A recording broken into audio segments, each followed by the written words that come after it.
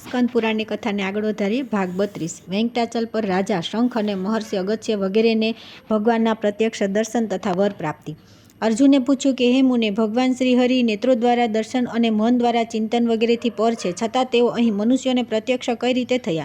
ભરદ્વાજીએ કહ્યું કે હે અર્જુન, હૈહય વંશમાં શ્રુત નામે પ્રસિદ્ધ એક રાજા થયા, જેમણે પૃથ્વી અને અહીંની પ્રજાનું દીર્ઘકાળ સુધી પોતાના સંતાનોની જેમ પાલન કર્યું. તેમના પુત્રનું નામ શંખ હતું, જે સમસ્ત ગુણોની ખાણ અને સર્વશાસ્ત્રોના જ્ઞાતા હતા.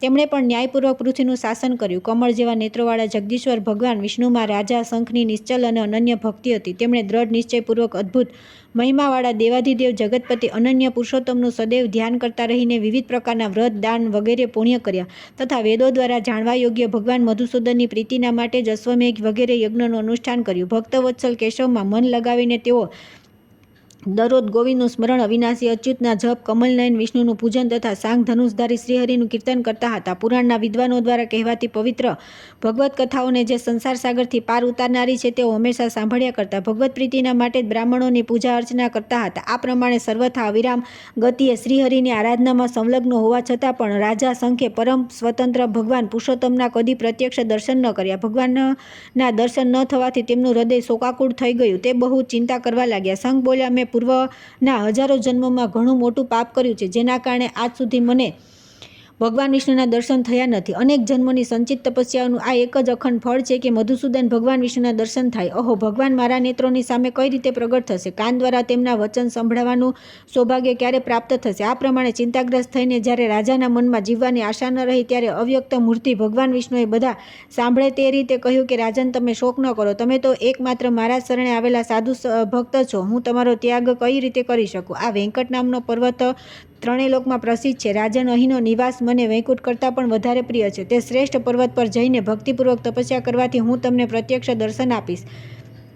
તમારી જેમ જ મહર્ષિ અગસ્ત્ય પણ બ્રહ્માજીની આજ્ઞાથી અંજનાચલના મહાનિવાસમાં તપસ્યા કરવા માટે આવશે. તે પવિત્ર પર્વત પર નિવાસ કરીને તમે પણ મારી આરાધના કરો, એનાથી મારા દર્શન થશે. ભગવાન દ્વારા આ પ્રમાણે આજ્ઞા આપવાથી રાજા શંખને બહુ આનંદ થયો. તેમણે મનમાં જ પોતાને ધન્ય માન્યો અને પોતાના પુત્ર વજ્રને પ્રજાપાલનના કાર્યમાં નિયુક્ત કરી ભગવાન વિષ્ણુના દર્શનની આકાંક્ષાથી નારાયણગીરી જવા પ્રસ્થાન કર્યું. તે પર્વતના ઊંચા શિખર પર જઈને તેમણે અમૃત જેવા દિવ્ય જળથી પરિપૂર્ણ કલ્યાણમેલી સ્વામી પુષ્કરિણીને જોઈને તેના કિનારે કુટિયા બનાવીને સ્નાનપાન વગેરે દ્વારા સંતોષ પ્રાપ્ત કર્યો. જગદીશ જનાર્દનને પોતાના સમસ્ત કર્મ સમર્પિત કરીને રાજા શંખ દરરોજ જપ અને ધ્યાન કરવા લાગ્યા. ત્યાં તેમણે તપસ્યા પણ કરી. તે સમયે સેંકડો મુનિઓથી ઘેરાયેલા અગસ્ત્યજી પણ ત્યાં પધાર્યા અને ત્યાંની આશ્ચર્યમયી વસ્તુઓને જોતા રહીને બધી બાજુ વિચરતા રહ્યા. સ્કંદધારા વગેરે તીર્થોમાં સ્નાન કરીને તેમણે જગદીશ્વર ભગવાન વિષ્ણુની ઘણા સમય સુધી આરાધના કરી, પરંતુ કમલનયન ભગવાન શ્રી હરિને પ્રત્યક્ષ રૂપે ક્યાંય ન જોયે. તેના કારણે તેઓ ચિંતામાં, શોકમાં ડૂબી ગયા. તે સમયે બૃહસ્પતિ, શુક તથા રાજા ઉપરી પર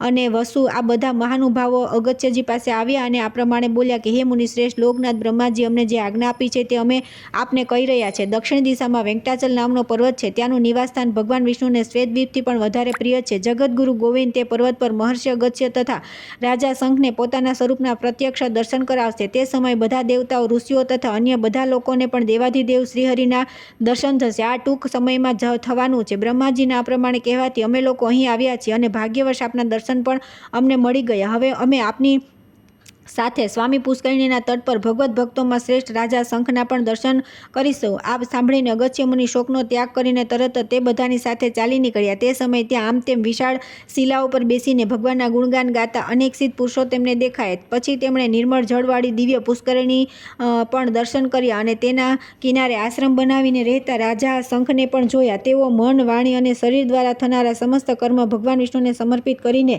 બિરાજમાન હતા. તેમને આવેલા જોઈને રાજાએ બધાનો યથાવિધિ સત્કાર કર્યો. પછી બધા લોકો એકબીજાના કુશળ સમાચાર પૂછીને બેસી ગયા અને ઉત્સાહિત થઈને ગોવિંદના નામોનું કીર્તન કરતા રહીને કૃતાર્થ થઈ ગયા. સંપૂર્ણ જગતના સ્વામી ભગવાન વિષ્ણુમાં મન પરોવીને તેમની જ પૂજા અને સ્તુતિમાં લાગેલા તે બધા લોકોના 3 દિવસ વ્યતીત થઈ ગયા. ત્રીજા દિવસમાં રાતમાં તે બધાને નિંદ્રા આવી ગઈ. પછી ચોથા પ્રહરમાં શ્રેષ્ઠ સ્વપ્ન જોયું. ભગવાન પુરુષોત્તમ હાથમાં શંખ, ચક્ર અને ગદા ધારણ કરીને પ્રસન્ન મુખે વરદાન આપવા માટે ઊભા છે. તેમના નેત્ર ખીલેલા છે. ભગવાનની તે ઝાંખી જોઈને બધાના મન પ્રસન્ન થઈ ગયા અને કુટીરમાંથી નીકળીને જોઈને બધાએ સ્વામી પુષ્કરિણીના પાવન જળમાં સ્નાન કર્યું. ત્યાર પછી પ્રાતઃકાળના નિત્યકર્મ કરીને ભગવાન વિષ્ણુની આરાધના કરવા માટે તેઓ રાજાના આશ્રમ પર ગયા. રસ્તામાં પક્ષીઓ દ્વારા એવો શુભ સંકેત મળ્યો જે તત્કાળ કલ્યાણની પ્રાપ્તિ કરાવનાર હતો. તે શુકરને જોઈને બધાએ વિશ્વાસ થઈ ગયો કે ભગવાનનો કૃપા પ્રસાદ અવશ્ય પ્રાપ્ત થશે. ત્યાં પછી ત્રિભુવન વિધાતા ભગવાન જનાર્દનનું પૂજન કરીને તેમણે વેદોના પવિત્ર સ્તોત્રો દ્વારા તેમનું સ્તવન કર્યું. સ્તુતિના અંતમાં મહર્ષિ અગસ્ત્ય અને રાજા શંખ ભગવાનના અષ્ટાક્ષર ઓમ નમો નારાયણ મંત્રનો જપ કરવા લાગ્યા. આ પ્રમાણે જગદસ્વામી શ્રીહરિના ચિત્ત લગાવેલા તે મહાત્માઓની આગળ એક દિવ્ય તેજ પ્રગટ થયું, જે કોટી કોટી સૂર્ય, ચંદ્રમા અને અગ્નિઓના તેજ સમૂહ જેવું પ્રતીત થતું હતું. તે તેજના દર્શન કરીને સૌને બહુ આશ્ચર્ય થયું અને તેમણે તેની અંદર પરમાનંદ વિગ્રહ દિવ્ય રૂપધારી ભગવાન શ્રી નારાયણનું ચિંતન કર્યું, જે મન વાણીથી સર્વથા પર છે, પોતાના પ્રસિદ્ધ ઐશ્વર્યથી સદા પ્રકાશિત થાય છે. સહસ્ત્ર નેત્ર, સહસ્ત્ર ભુજા, સહસ્ત્ર ચરણોવાળા, તપાવેલા સોના જેવા દેદીપ્યમાન કાંતિથી જેમનું રૂપ ઘણું મનોહર લાગે છે, જેઓ પોતાના વક્ષસ્થળ પર લક્ષ્મીને ધારણ કરતા અને કૌસ્તુભમણીથી સુશોભિત થાય છે, તેમનું સ્વરૂપ અચિંત્ય છે, જેઓ અનાદિ અને અનંત છે, સમસ્ત બ્રહ્માંડમાં પોતે જ પોતાને પ્રકાશિત કરે છે અને સર્વત્ર વ્યાપક છે. તે જ ભગવાન જગન્નાથને પોતાની સામે જોઈને અગત્ય અને શંખ વગેરે બધા મુનિઓના મનમાં ઘણો હર્ષ થયો. બધાએ વારંવાર ભગવાનના ચરણોમાં મસ્તક ઝુકાવ્યું. તે સમયે લોકરક્ષાના માટે સર્વત્ર ભ્રમણ કરતા ભગવાનના તેજ અને બળ સંપન્ન આયુધો તેમની સેવામાં ઉપસ્થિત થઈ ગયા. સૂર્ય સમાન તેજસ્વી ચક્ર, દિવ્ય ગદા, નંદક નામનું ખડક, કમળ તથા ભયાનક ગર્જના કરનાર ચંદ્રમા જેવી શ્વેત કાંતિવાળો શંખ આ બધા ઉપસ્થિત થઈ ગયા. શંખે પોતાના ધ્વનિથી સમસ્ત બ્રહ્માંડને ગુંજવી દીધું. તે શંખનાદ સાંભળીને વશિષ્ઠ વગેરે મુનિઓ, ગંધર્વ, નાગ, કિન્નર, વિશ્વક્ષેન, ગરુડ તથા જય વિજય વગેરે શ્વેતદ્વીપ નિવાસી પાર્ષદ પણ આવ્યા. દેવ વૃક્ષોથી ઉત્પન્ન પારિજાત વગેરે પુષ્પની ત્યાં અદ્ભુત વર્ષા થઈ, જેની તીવ્ર સુગંધથી બધાના અંતઃકરણ પ્રસન્ન થઈને જોઈને બધા દેવતાઓ અને ઋષિઓએ અનેક પ્રકારના સ્તોત્રોથી સાષ્ટાંગ પ્રણામપૂર્વક સ્તુતિ કરી. બ્રહ્માદિ દેવતા બોલ્યા કે હે દયાસાગર ભગવાન વિષ્ણુ, આપનો જય હો. હે કમલનયન, આપનો જય હો. હે સમસ્ત લોકના એકમાત્ર વરદાતા, ભક્તોના કષ્ટભંજક, આપનો જય હો, જય હો. આપ અનંત છો, અવિનાશી છો, પરમ શાંત છો. મન અને વાણી આપના સુધી પહોંચી શકતા નથી. આપનું સ્વરૂપ વિશુદ્ધ સચ્ચિદાનંદમય છે. આપને યથાર્થ રૂપે કોણ જાણે છે? વિદ્વાન પુરુષ આપને સૂક્ષ્માથી સૂક્ષ્મ, સ્થૂળ પણ સ્થૂળ, સર્વના હૃદયમાં બિરાજમાન, પ્રવૃત્તિથી પર અચ્યુત પુરુષ કહે છે. વેદાંતનું સારભૂત બ્રહ્મ આપનું સ્વરૂપ છે. આપ સર્વની અંદર અને બહાર પણ વિદ્યમાન છો. માયાધીન દેહાભિમાની પુરુષોમાં આપનું વર્ણન કરવા કોણ સમર્થ છે? આપનું આ સ્વરૂપ અત્યંત ભયદાયક છે. એને જોઈને અમે ભયભીત થઈ રહ્યા છીએ. તેથી આપ શાંત રૂપ ધારણ કરો. બ્રહ્માદિ દેવતાઓ દ્વારા આ પ્રમાણે સ્તુતિ કરવાથી ભગવાન ગરુડધ્વજે તરત સૌમ્ય રૂપ ધારણ કરી લીધું. તેમનું મુખ ચંદ્રમંડળ જેવું શોભાયમાન હતું. પ્રચંડ તેજ શાંત થઈ ગયો. શ્રી અંગોની શ્યામ કાંતિ નીલકમળ પત્ર જેવી સુશોભિત થઈ. દિવ્ય શરીર પર સોનેરી પીતાંબર શોભી રહ્યું હતું. ભગવાન રત્નમય આભૂષણોથી વિભૂષિત દેખાવા લાગ્યા. તેમના ચારે હાથ શંખ, ચક્ર, ગદા અને પદ્મથી શોભી રહ્યા હતા. ભગવાન લક્ષ્મીપતિના આ મનોહર રૂપને જોઈને બધાએ વારંવાર પ્રણામ કર્યા. ભગવાને અભિષ્ટ વરદાનથી બ્રહ્મા વગેરે દેવતાઓને સંતુષ્ટ કરી મુનિશ્રેષ્ઠ અગસ્ત્ય કહ્યું કે હે મુનિન્દ્ર, તમે મારા કઠોર વ્રતોનું અનુષ્ઠાન કરી ઘણું કષ્ટ ઉઠાવ્યું છે, તેથી હું તમને અભિષ્ટ વરદાન આપીશ. જણાવો શું ઈચ્છો છો? ભગવાન લક્ષ્મીપતિનું આ વચન સાંભળીને અગસ્ત્યજીના આખા અંગે રોમાંચ થઈ ગયો. તેઓ ભગવાનને વારંવાર પ્રણામ કરીને બોલ્યા કે પ્રભુ, આપે મારો એટલો જ આદર કર્યો, તેથી મારા હોમ, હવન, તપ બધા સફળ થઈ ગયા. હે ભગવાન, હું તો આપને શોધી રહ્યો હતો અને આપ મને શોધતા શોધતા આવી ગયા. આપની કૃપાથી મને પહેલેથી બધું પ્રાપ્ત છે. હે માધવ, અત્યારે ખૂબ વિચાર કરવા છતાં મને એવી વસ્તુ દેખાતી નથી જે પ્રાપ્ત કરવા યોગ્ય હોય. તેથી આપના ચરણાવિંદોમાં નિરંતર આવી જ ભક્તિ રહે એવી કૃપા કરો. સુવર્ણમુખી નદીના જળમાં સ્નાન કરીને જે લોકો વેંકટાચલ પર બિરાજમાન આપના દર્શન કરે તેઓ ભોગ અને મોક્ષના પણ ભાગી થાય. હે ભગવાન, થોડા આયુષ્યના આજ્ઞાથી મનુષ્ય વ્રત, સ્વાધ્યાય અને કર્મો દ્વારા આપના દર્શન કરી શકતા નથી. તેથી આપ સર્વ પર કૃપા કરવા માટે સદા તે પર્વત પર નિવાસ કરો અને સર્વને મનોવાંછિત ફળ આપનારા થાઓ. શ્રી ભગવાને કહ્યું કે હે બ્રહ્મણ, તમે જે પ્રાર્થના કરી છે તે બધી પૂરી થશે. આજથી વૈકુંઠ નામવાળા આ પર્વત પર હું સદા નિવાસ કરીશ. સુવર્ણમુખી નદીના જળમાં સ્નાન કરી પોતાના પાપોને ધોઈને જે લોકો એકાગ્રચિત્તે વૈકુંઠ શૈલ પર મારા દર્શન કરશે તેઓ પુનરાવૃત્તિ રહિત તથા માત્ર પરમાનંદથી પ્રકાશિત મારા પરમધામને પ્રાપ્ત થશે. જે મનુષ્ય જે કામનાઓથી અપેક્ષાથી અહીં આવીને મારા દર્શન કરશે તેઓ કામનાઓને અવશ્ય પ્રાપ્ત કરશે. અગસ્ત્ય મુનિને આ પ્રમાણે કહીને ભગવાન વિષ્ણુએ રાજા શંખ સામે જોયું અને બ્રહ્મા વગેરે સાંભળે એ રીતે કહ્યું કે હે રાજન, હું તમારી ભક્તિથી બહુ સંતુષ્ટ છું, તમે મને કોઈ મનોવાંછિત વરદાન માગો. શંખ બોલ્યા કે હે ભગવાન, આપના ચરણ કમળોની સેવા સિવાય બીજું હું કંઈ માગતો નથી. આપના ભક્તો જે ગતિને પ્રાપ્ત થાય છે તે ઉત્તમ ગતિની હું પણ યાચના કરું છું. શ્રી ભગવાને કહ્યું કે હે શંખ, તમે જે કંઈ માગ્યું છે તે બધું તે જ રૂપે પ્રાપ્ત થશે. મારી સેવામાં લાગ્યા રહેનારા કલ્યાણમય પુરુષોના માટે કઈ વસ્તુ દુર્લભ છે. ત્યાર પછી બ્રહ્મા વગેરે બધા દેવતાઓને વિદાય કરીને ભગવાન કમલનયન વિષ્ણુ ત્યાં જ અંતર્ધ્યાન થઈ ગયા. હે અર્જુન, આ વેંકટાચલનો પ્રભાવ તમને કહ્યો. આ પાવન કથાનું શ્રવણ કરી બધા મનુષ્યો પાપોથી મુક્ત થઈ જાય છે. બ્રહ્માંડમાં ભગવાન વેંકટેશ્વર જેવો દેવતા ન થયો ન થશે, અને વેંકટાચલ જેવું તીર્થસ્થાન ન થયું ન થશે. સ્વામી તીર્થ સમાન સરોવર બીજે ક્યાંય નથી. જે મનુષ્ય પ્રતિદિન પ્રાતઃકાલે ઉઠીને ભગવાન વેંકટેશ્વરનું સ્મરણ કરે છે, મોક્ષ તેમની મુઠ્ઠીમાં છે. જે શ્રેષ્ઠ મનુષ્યો વેંકટાચલનું મહાત્મય સાંભળે છે તેમને આ લોક અને પરલોકમાં ભોગ અને મોક્ષ પ્રાપ્ત થાય છે. ત્યાર પછી આવે છે આકાશગંગા તીર્થમાં અંજનાની તપસ્યા અને તેને વાયુદેવ દ્વારા વરદાન પ્રાપ્તિ. સુજી કહે છે કે પૂર્વકાળમાં પુત્ર રહિત અંજના દુઃખી થઈને તપસ્યા કરવા લાગી. તેને જોઈને મુનિઓમાં શ્રેષ્ઠ વિષ્ણુ ભક્ત મતંગજીએ કહ્યું કે હે અંજના દેવી, ઉઠો, તમે શા માટે તપસ્યા કરો છો? અંજનાએ કહ્યું કે હે મુનિશ્રેષ્ઠ, કેસરી નામના શ્રેષ્ઠ વાનરે મારા પિતા માટે યાચના કરી, ત્યારે પિતાજીએ મને તેમની સેવામાં સમર્પિત કરી દીધી. પતિદેવ સાથે સુખપૂર્વક વિહાર કરતા મને ઘણો સમય વ્યતીત થઈ ગયો, પરંતુ હજી સુધી મને કોઈ પુત્ર પ્રાપ્ત ન થયો. મેં કિષ્કિંધા મહાપુરીમાં અનેક પ્રકારના વ્રત પણ કર્યા, છતાં પુત્ર પ્રાપ્ત ન થતાં મને દુઃખ થયું છે. તેથી હવે હું તપસ્યા કરું છું. હે વિપ્રવર, કઈ રીતે ત્રિભુવનમાં પ્રસિદ્ધ પુત્ર પ્રાપ્ત થશે એ જણાવો. હું આપની આગળ મસ્તક ઝુકાવીને એ જ માગું છું. ત્યારે મુનિવર મતંગે અંજનાને કહ્યું કે હે દેવી, સાંભળો. અહીંથી દક્ષિણ દિશામાં 10 યોજન દૂર ઘનાચલ નામે પ્રસિદ્ધ પર્વત છે, જે ભગવાન ઋષિનું નિવાસસ્થાન છે. તેની ઉપર પરમ મનોહર બ્રહ્મતીર્થ છે. તેની પૂર્વ ભાગમાં 10,000 યોજન દૂર સુવર્ણમુખરી નામની શ્રેષ્ઠ નદી છે. તે નદીના ઉત્તર ભાગમાં વૃષભાચલ નામનો પર્વત છે, અને તે પર્વતના શિખર પર સ્વામી પુષ્કરિણી તીર્થ છે. ત્યાં જઈને તેના પવિત્ર જળના દર્શન કરતાં તમારું મન પવિત્ર થઈ જશે. તેમાં વિધિપૂર્વક સ્નાન કરી વરાહ સ્વામીને પ્રણામ કરો અને ભગવાન વેંકટેશ્વરને પ્રણામ કરીને સ્વામી તીર્થની ઉત્તરમાં જાઓ. ત્યાં આકાશગંગા નામે એક પ્રસિદ્ધ તીર્થ છે. તેમાં સંકલ્પપૂર્વક વિધિવત સ્નાન કરી તેના શુભ જળનું પાન કરો અને તે તીર્થની સામે ઊભા રહી વાયુદેવને પ્રસન્ન કરવાના ઉદ્દેશથી તપસ્યા કરો.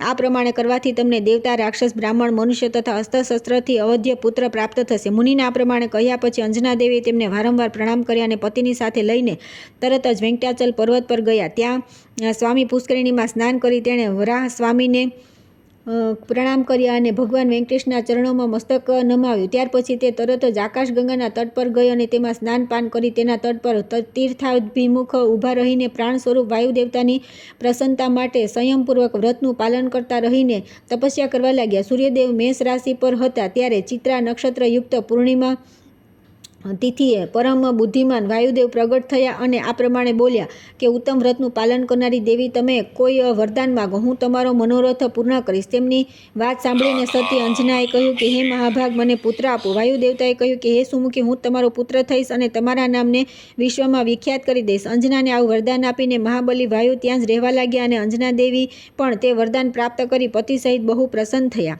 વેંકટાચલ મહાત્મ્ય અથવા ભૂમિ વરાહખંડ સમાપ્ત. ત્યાર પછી આવે છે ઉત્કલખંડ અથવા પુરુષોત્તમ ક્ષેત્ર મહાત્મ્ય. ભગવાન વિષ્ણુનો બ્રહ્માજીને પુરુષોત્તમ ક્ષેત્રમાં જવાનો આદેશ. ભગવાન નારાયણ નરશ્રેષ્ઠ નરદેવી સરસ્વતી તથા મહર્ષિ વેદવ્યાસને નમસ્કાર કરી ત્યારબાદ ભગવાન વિજય કથાથી પરિપૂર્ણ ઇતિહાસ પૂર્ણાદિનું કીર્તન કરવું. મુનિ બોલ્યા કે હે ભગવાન, આપ સર્વશાસ્ત્રોના તત્વજ્ઞ તથા સર્વ તીર્થોના મહત્વને જાણનારા છો. હે ભગવાન, પુરુષોત્તમ ક્ષેત્ર પરમ પાવન છે, જ્યાં ભગવાન લક્ષ્મીપતિ વિષ્ણુ માનવલીલા અનુસાર કાષ્ટમય વિગ્રહ ધારણ કરીને બિરાજમાન છે, જે દર્શન માત્રથી સર્વને મોક્ષ આપનારા છે અને સર્વ તીર્થોનું ફળ પ્રદાન કરનારા છે. તેમના મહિમાનું વિસ્તારથી વર્ણન કરો. જૈમિનીજીએ કહ્યું કે હે મુનિઓ, આ અત્યંત ગૂઢ રહસ્ય છે, સાંભળો. જો કે આ ભગવાન જગન્નાથ સર્વત્ર વ્યાપક અને સર્વને ઉત્પન્ન કરનારા છે, તેમ છતાં આ પરમ ઉત્તમ પુરુષોત્તમ ક્ષેત્ર એ ભગવાન જગદીશ્વરનું સાક્ષાત સ્વરૂપ છે. ત્યાં તેઓ પોતે જ શરીર ધારણ કરીને રહે છે. તેથી તે ક્ષેત્રને ભગવાને પોતાના નામે પ્રસિદ્ધ કર્યું. તે ક્ષેત્ર 10 યોજનના વિસ્તારમાં છે. તેનો પ્રાદુર્ભાવ તીર્થરાજ સમુદ્રના જળથી થયો છે તથા તે ચારે બાજુ રેતીથી વ્યાપ્ત છે. તેના મધ્ય ભાગમાં મહાન નીલગિરી તે તીર્થની શોભા વધારે છે. પૂર્વકાળમાં વરાહરૂપધારી ભગવાને આ પૃથ્વીનો સમુદ્રના જળમાંથી ઉદ્ધાર કરીને બધી બાજુથી બરાબર કરીને સ્થાપિત કરી અને પર્વતો દ્વારા સારી રીતે સ્થિર કરી દીધી. ત્યારે બ્રહ્માજીએ પૂર્વવત સમસ્ત ચરાચર જગતની સૃષ્ટિ રચીને તીર્થો, સરિતાઓ, નદીઓ અને ક્ષેત્રોને યથાસ્થાને સ્થાપિત કર્યા. ત્યાર પછી સૃષ્ટિના ભારથી પીડિત થઈને તે વિચારવા લાગ્યા. આધ્યાત્મિક, અધિદૈવિક અને અધિભૌતિક આ 3 પ્રકારના તાપોથી પીડિત સંસારના જીવો આ તાપોથી કઈ રીતે મુક્ત થશે? આ પ્રમાણે વિચાર કરી રહેલા બ્રહ્માજી ના મનમાં એવો ભાવ આવ્યો કે હું મુક્તિના એકમાત્ર પરમેશ્વર શ્રી વિષ્ણુનું સ્તવન કરું. ત્યારે બ્રહ્માજી બોલ્યા કે શંખ, ચક્ર અને ગદા ધારણ કરનારા હે જગદાધર, આપને નમસ્કાર છે. સંપૂર્ણ વિશ્વનું સર્જન કરનારા હું બ્રહ્મા આપના નાભી કમળમાંથી ઉત્પન્ન થયો છું. તેથી હે જગન્મય, પોતાના યથાર્થ સ્વરૂપને આપ જ જાણો છો, જેમની માયાથી મહતત્વાદી સંપૂર્ણ જગત રચવામાં આવ્યું છે અને જેમના નિશ્વાસથી પ્રકટ થયેલ શબ્દ બ્રહ્મ, રૂક, સામ અને યજુ આ 3 પ્રકારે અભિવ્યક્ત થયા છે. જેનો સહારો લઈને મેં સંપૂર્ણ ભુવનોનું સર્જન કર્યું છે. તે જ આપના પરમાત્મા, ભિન્ન, સ્થૂળ, સૂક્ષ્મ, હસ્વ, દીર્ઘ વગેરે કોઈ પણ વસ્તુ નથી. હે ભગવાન, 3 ગુણોના વિભાગપૂર્વક ભિન્ન ભિન્ન કાર્યોમાં રૂપમાં આપ જ આ ચરાચર જગત છો. જેમ સોનું જ કંકણ, કુંડળ વગેરે રૂપે પ્રકાશિત થાય છે, હે પ્રભુ, આપ જ સૃષ્ટિકર્તા અને સૃજ્ય પદાર્થ છો તથા આપ જ પોષક અને પોષ્ય જગત છો. પરમેશ્વર, આપ જ આધાર, આધેય અને તે બંનેના ધારણ કરનારા છો. મનુષ્ય આપની પ્રેરણાથી કર્મ કરે છે અને આપ દ્વારા કરેલી વ્યવસ્થા પ્રમાણે તે કર્મ કરીને ગતિ પ્રાપ્ત કરે છે. હે પરમેશ્વર, આપ આ જગતની ગતિ, ભારતા અને સાક્ષી છો.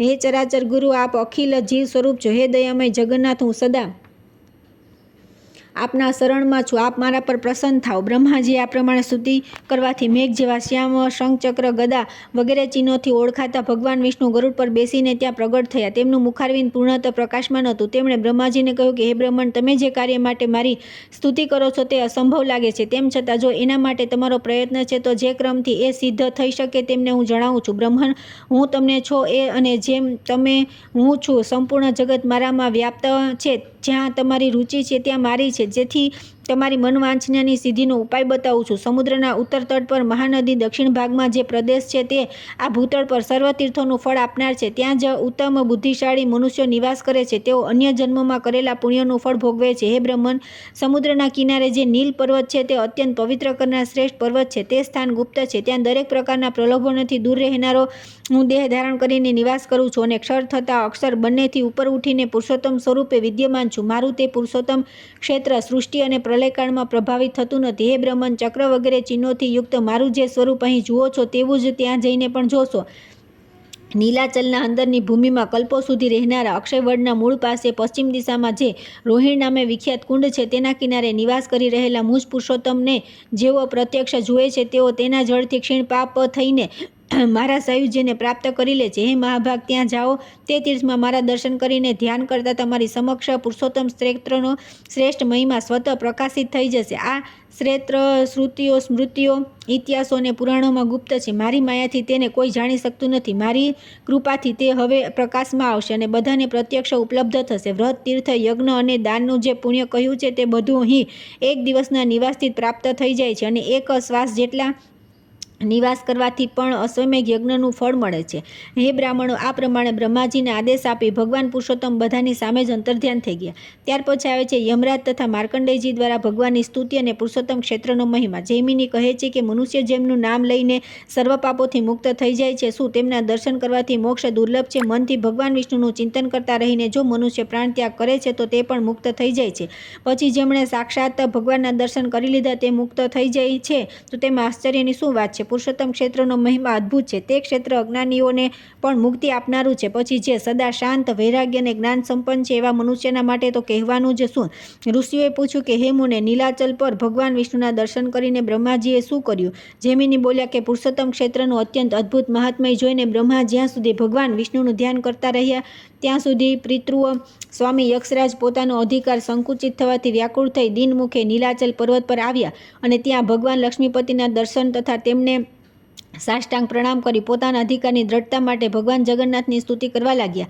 યમરાજ બોલ્યા કે સૃષ્ટિપાલન અને સંહારના એકમાત્ર દેવ દેવેશ્વર આપને નમસ્કાર છે. દોરામાં મણીની જેમ આ જગત આપનામાં પરોવાયેલું છે. આપે જ આ વિશ્વને ધારણ કર્યું છે. આપે જ આનું સર્જન કર્યું છે અને આપે જ આનું પાલન પોષણ કર્યું છે. આપ સૂર્ય અને ચંદ્ર રૂપે આ સમસ્ત સંસારને પ્રકાશિત કરો છો. આપ આ વિશ્વના સ્વામી, જગતની ઉત્પત્તિના કારણ, સંસારના નિવાસસ્થાન, જગતગુરુ, લોકસાક્ષી તથા આદિ અંતથી રહિત છો. આપને હું પ્રણામ કરું છું. હે પ્રભુ, આપ કરુણાના સાગર છો. આપને નમસ્કાર છે. આપનો વૈભવ પર, અપર અને પરમાત્માથી પણ અતીત છે. આપ જ આ વિશ્વના ઉત્પાદક છો. સંસારના સંતાપરૂપી હિમને નષ્ટ કરનારા હે સૂર્ય, આપને નમસ્કાર છે. હે દીનબંધો, આપને નમસ્કાર છે. આપે પોતાની માયાથી સમસ્ત વૈભવોની રચના કરી છે. ત્રણેય ગુણ આપના દોરડા રૂપ છે. આપને મારા નમસ્કાર છે. કમળના કેસર તંતુ જેવું નિર્મળ પિત્ત વસ્ત્ર ધારણ કરનારા આપને નમસ્કાર છે. આપની દ્રષ્ટિ માત્રથી સંસારનું સર્જન, પાલન અને સંહાર થાય છે તથા ઊંચ નીચ જગત વારંવાર જન્મ લે છે. નીલાચલની ગુફામાં નિવાસ કરનારા કૃપાનિધાન પ્રભુને હું પ્રણામ કરું છું.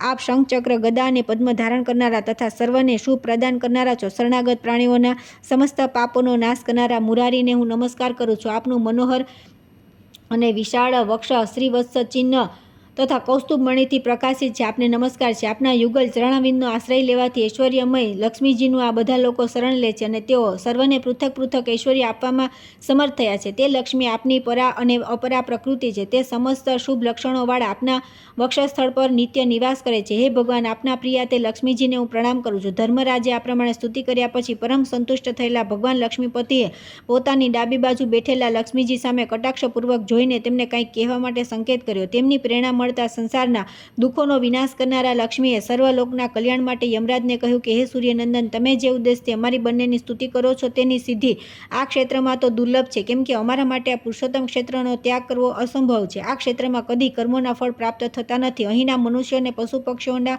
પાપ પણ બળીને ભસ્મ થઈ જાય છે. આ ક્ષેત્રમાં નીલેન્દ્ર મણિ મનોહર શ્યામ વિગ્રહધારી સાક્ષાત ભગવાન નારાયણ દર્શન કરી મનુષ્ય કર્મબંધથી મુક્ત થઈ જાય છે. તેથી આને છોડીને અન્ય કર્મભૂમિમાં તમારો અધિકાર છે, જે તમારા પણ પ્રપિતામહ છે તે બ્રહ્માજી. આ ક્ષેત્રનું મહાત્મ્ય જાણી ભગવાન ગદાધરની સ્તુતિ કરે છે. તેથી જે પ્રાણી અહીં નિવાસ કરે છે તે તમારા વશમાં પડવા યોગ્ય નથી. હે વત્સ, અહીં જીવનમુક્ત અને મુમુક્ષુ પુરુષો નિવાસ કરે છે. લક્ષ્મીજીને આ પ્રમાણે સમજાવ્યા પછી લજ્જાથી વિનીત થઈને યમરાજે કહ્યું કે હે સુરેશ્વરી, આપે જે એવું કહ્યું કે આ ક્ષેત્ર ભગવાન વિષ્ણુના સાનિધ્યથી મોક્ષપ્રદ છે તે બરાબર છે. ઈશ્વરની ઈચ્છા પર કોઈ પ્રતિબંધ હોતો નથી. જે વિષ્ણુ બીજા સ્થાને જે કર્મને બંધન ગણે છે તેને અહીં મોક્ષપ્રદ ગણે છે. હે માતે, મારા તથા સ્વર્ગ નરકના સર્જક પણ તેઓ છે. તેથી જો તેમની ઈચ્છાથી અહીં મૃત્યુ પામનારોને મોક્ષ પ્રાપ્ત થાય છે તો આ ક્ષેત્રનું પ્રમાણ અને અહીં નિવાસ કરવાનું ફળ વગેરે વાતો મને વિસ્તારપૂર્વક કહો. લક્ષ્મીજીએ કહ્યું કે હે રવિનંદન, જ્યારે સંપૂર્ણ ચરાચર જગત નષ્ટ થઈને પ્રલયકાળના સમુદ્રમાં ડૂબી ચૂક્યું હતું તે સમયે 7 કલ્પો સુધી જીવિત રહેલા માર્કંડેય મુનિ ક્યાંય પણ રોકાવા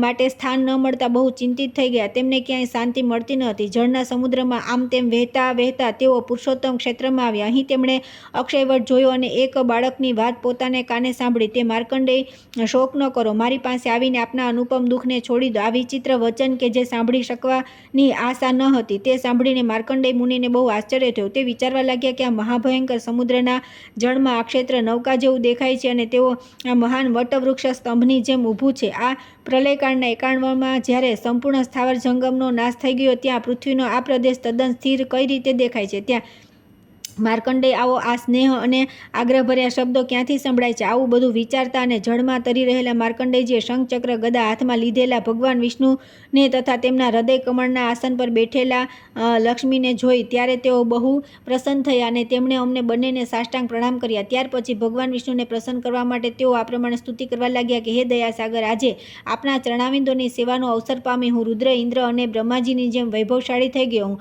આજ સુધી ચારે બાજુ સંતાપ ઉઠાવતો રહ્યો. હે પ્રભુ, હવે આપના શરણમાં આવેલા મારા દિનની રક્ષા કરો. આપના યુગલ ચરણાવિંદની અચિંત્ય શક્તિથી સંપન્ન અને કલ્યાણ પ્રાપ્તિમાં કારણ છે. તે માટે બ્રહ્મા વગેરે દેવતાઓ સદા તેમની સેવા કરતા હોય છે. હું તો ભક્તિ ભાવરહિત અને હીન છું. હે દયા સિંધો, મારી રક્ષા કરો. આ સમસ્ત બ્રહ્માંડ જેમની અંગથી ઉત્પન્ન થયું છે અને એવા કોટી કોટી બ્રહ્માંડ જેમાં સ્થિત છે તથા જેમના લીલાવિલાસથી જગત સૃષ્ટિ, પાલન અને સંહાર થાય છે તે જ આપ વિષ્ણુ છો. હે ભગવાન, મુજ અત્યંતની દિનની રક્ષા કરો. જેમ એક સોનું, કડા, કુંડળ વગેરેના ભેદથી અનેક જેવું લાગે છે અથવા જે એ રીતે આકાશમાં ઉદિત એક જ સૂર્ય પાત્રોની અનેકતાથી અનેક દેખાય છે તે જ પ્રમાણે આપ એકમાત્ર નિર્ગુણ પરમાત્મા જ વિભિન્ન ભિન્ન શરીરોમાં પ્રવેશ કરીને અનેક જેવા પ્રતીત થાઓ છો. ખરેખર હે અપાર શક્તિશાળી પરમેશ્વર, આપ સર્વ પ્રકારની સમસ્ત ઈચ્છાઓથી રહિત તથા ગ્રહણ અને સંકલ્પથી શૂન્ય છો, છતાં દરેક યુગમાં દિનો પર દયા કરવા યોગ્ય શરીર ધારણ કરતા રહો છો. હે જગદીશ્વર, પૂર્વકાળમાં અનાત્મ પદાર્થોમાં ચિત્ત આસક્ત થવાના કારણે જે મેં આપના ચરણારવિંદનું સેવન નથી કર્યું, તેથી ભગવદ્ વિમુખ કર્મોથી મને ભયંકર પરિણામ ભોગવવું પડ્યું છે. હે દયાસાગર, મુજ દિનની રક્ષા કરો. હે મહાત્મન, સંપૂર્ણ વિશ્વનું સર્જન, પાલન અને સહારની લીલાથી સુશોભિત થનારું જે આપનું ત્રિગુણમય બ્રહ્મા વિષ્ણુ શિવાત્મક સ્વરૂપ છે, તે જ મહત્વ વગેરેનું પણ કારણ છે. આપ પ્રકૃતિથી પર તથા સર્વના આદિ કારણ છો. આપને નમસ્કાર છે. હે સર્વવ્યાપી જગન્નાથ, મારી રક્ષા કરો. હું સંસાર સમુદ્રમાં ડૂબી રહ્યો છું. હે ગોવિંદ, આપ પોતાની કૃપા દ્રષ્ટિથી મારી સામે જોઈને આ ભવસાગરથી મારો ઉદ્ધાર કરો.